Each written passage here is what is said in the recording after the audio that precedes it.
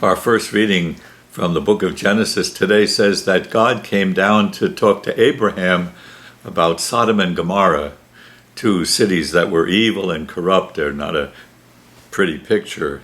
They're headed for destruction. But Abraham speaks to God about them. Suppose there were 50 innocent people in the city.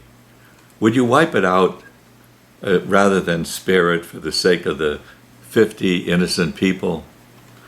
Far be it from you to do such a thing, to make the innocent die with the guilty, so that the innocent and the guilty would be treated alike. Should not the judge of all the world act with justice? And Abraham goes farther. How about 45 people? How about 30, 20, 10? Abraham asks.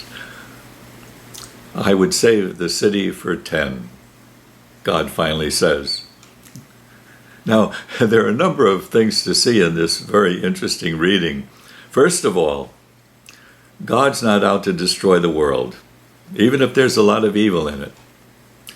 Nor does Abraham want the world destroyed. Also, God is close by, our story says. God listens to Abraham, whose words have an effect. God sees what Abraham sees and shares his concerns. So can we say that the story also tells us that besides Abraham, God listens to us? In our gospel today, we have St. Luke's version of the Our Father.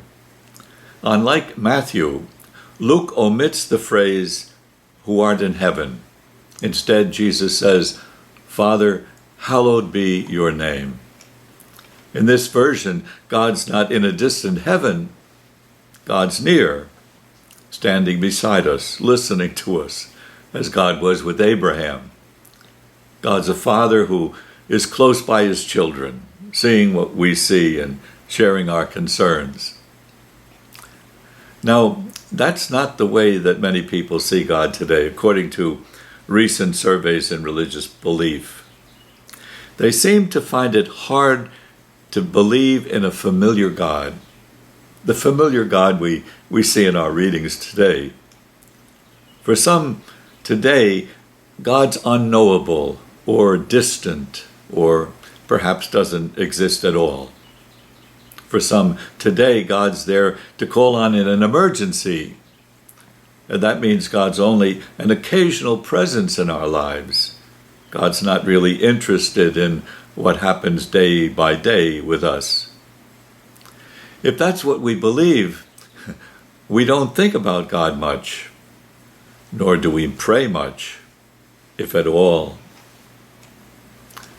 Now, sometimes you hear people say, forget about prayer.